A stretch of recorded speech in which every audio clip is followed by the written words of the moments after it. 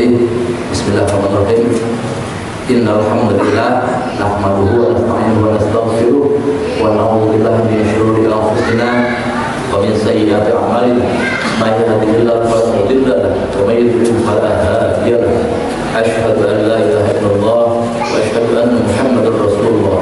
Allahumma shalli ala sayyidina Muhammad wa ala ali sayyidina Muhammad. Amma ba'du. Yang kami hormati para guru, para ustadz ya, dan juga para jamaah baik ibu-ibu maupun bapak dan juga anak-anak yang insya Allah dirahmati Allah Subhanahu Wa Taala.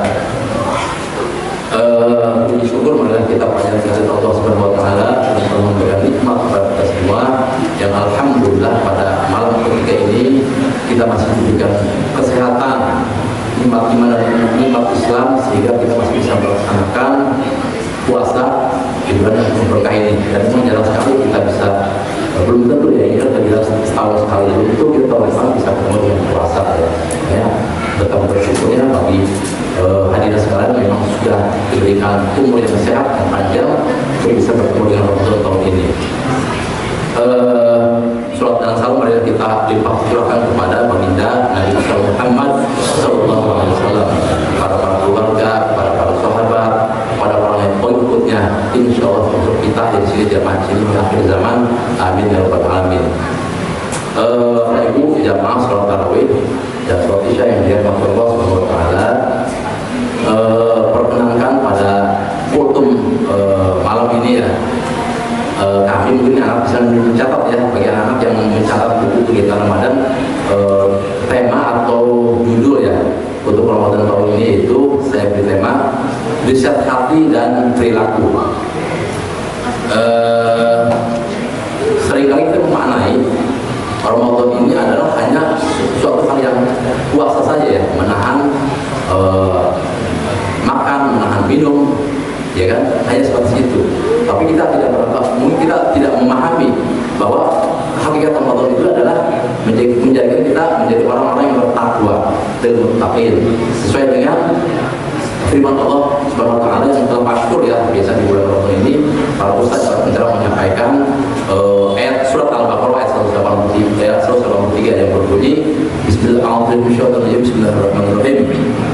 Ya ayyuhalladzina amanu kutiba alaikumus syiyam kama kutiba alal ladzina min qablikum la'allakum tattaqun.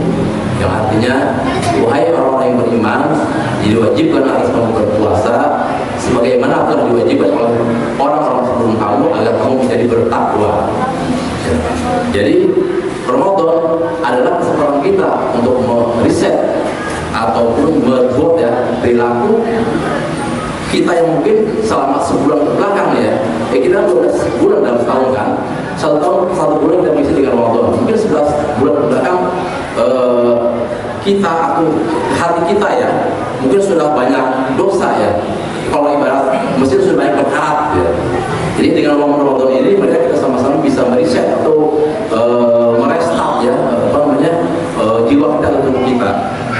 Karena kita umpamakan kan, kita analogikan tubuh kita adalah smartphone atau handphone ya kan.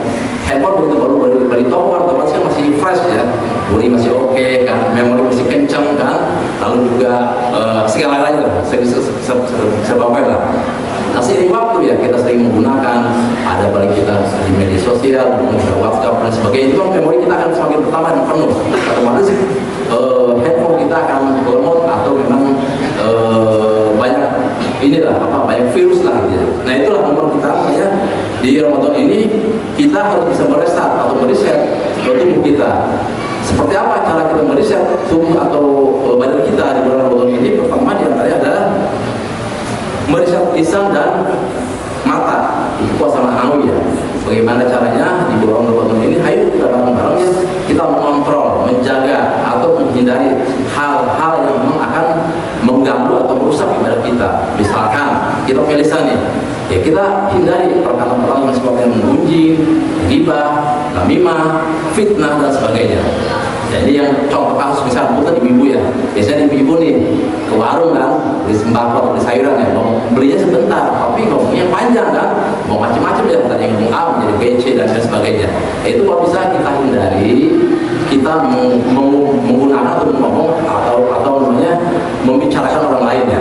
Kita hindari itu, karena itu untuk menjaga salah satu bentuk manusia kita, tubuh kita atau badan kita atau rohani kita dari menguncing ya atau membicarakan orang. Yang berikutnya adalah kita bisa menjaga mata dan penglihatan kita.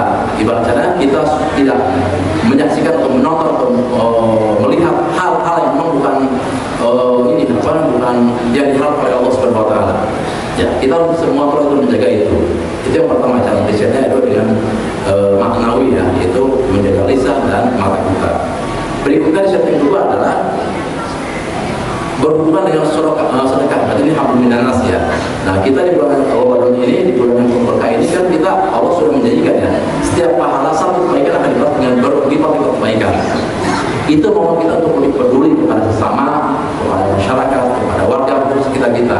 Yang mana sama-sama kita tahu kan saat ini bangsa kita sedang terkena musibah ya, ada bencana banjir, longsor dan sebagainya.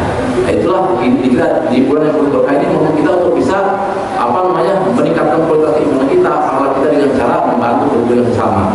Contoh kecilnya kita di lingkungan kita aja. Kita perhatikan banyak kita barangkali ada yang berkurangan ya, atau kita dengan bisa berinfak ya, ke masjid atau ke sholat dekat kita, misalkan kita dengan memberikan menu berbuka iftar kepada di masjid ataupun ke tempat-tempat lainnya ya. Itu contoh kegiatannya. Dan juga umumnya kita insya Allah ini akan ketemu di akhir Ramadan namanya zakat fitrah, zakat mal dan infak sedekah. Itulah momen kita untuk bisa meningkatkan kualitas ibadah kita dengan kita banyak berinfak, bersedekah dan lebih peduli kepada sesama. Itu contoh untuk riset yang kedua. Yang berikutnya adalah riset waktu. Jadi di sini tolong yang terutama anak muda ya, anak-anak ya, kan sekarang serba apa-apa handphone, gadget gitu ya. Dan kalau bisa kita hindari terlalu banyak, terlalu sering bermain gadget ataupun game gitu kan. Itu kan daripada kita melakukan waktu yang sifatnya sia-sia, alangkah baiknya kita mencoba ya memperbaiki diri dengan kita dengan dikalaupun kamar ini lebih banyak membaca Quran, mentadabburinya, ya kan? Itu justru hal yang positif. Kalau saya lihat juga di sini di luar sana ada anak muda masih pada main handphone ya, buat mendengarkan. Ya anak ya, yang main handphone nih stop dulu kalau mau main handphone, dan di rumah anak-anak. Jadi itu ya, misalnya jadi cobalah kita perbaiki diri kita, perbaiki tingkah laku kita agar di bulan Ramadan ini kita bisa lebih baik dari bulan-bulan sebelumnya, gitu ya. Hari ini jamaah sholat tarawih yang dirahmati Allah Subhanahu Wa Taala, kita perlu paham ya. Dulu ulama kita itu kalau dengan membaca Quran ya, kita contoh satu kecil Imam Syafi'i.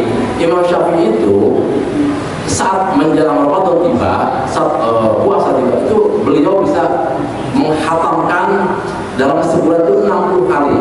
Buat kebayang nggak 60 kali khatam Quran? Berarti kalau kita hitung-hitung, berarti sehari dia bisa menghatamkan 2 kali Al-Quran. Masya Allah, luar biasa kan? Itulah harusnya menjadi motivasi buat kita.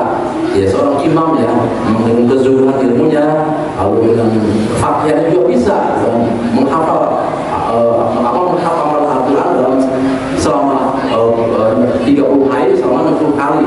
Luar biasa ya. Jadi itu harusnya menjadi pelajaran buat kita agar kita harus bisa lebih baik dari tahun-tahun sebelumnya.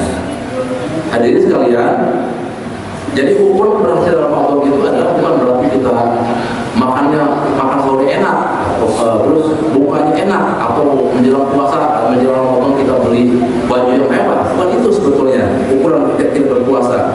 Melainkan seberapa besar perubahan positif setelah Ramadan berlalu. Jadi imbasnya setelah Ramadan kita seperti apa? Ya. Jika di setelah Ramadan kita lebih jujur, lebih lembut hati, lebih lebih bisa memberikan manfaat untuk orang lain, berarti insya Allah kita berpuasa sebulan itu disebut berhasil dan sukses ya. Tapi jika sebaliknya kita berintrospeksi diri, ada apa dengan diri kita? Masa kita sudah digembleng selama 30 hari kita masih gitu aja, bahkan lebih turun. Saya mengutip kata-kata dari para ulama, dan khususnya juga kemarin malam saya mendengar dari guru kita Ustaz Harun menyampaikan ya, jikalau hari ini sama dengan hari kemarin, berarti kita termasuk orang yang merugi. Jikalau hari ini lebih jelek dari kemarin, kita berarti Jikalau hari ini lebih baik dari hari kemarin, berarti kita beruntung. Oleh karena itu, mudah-mudahan Ramadan ini masih ada 27 hari ke depan ya. Kita boleh 3 hari kita bisa menambah dalam tahun kita di bulan yang berkah ini, yang semua pahala akan dilipat gandakan. Demikian dari saya, kurang lebihnya mohon maaf. Wallahu muwaffiq ila aqwamit thoriq. Wassalamualaikum warahmatullahi wabarakatuh.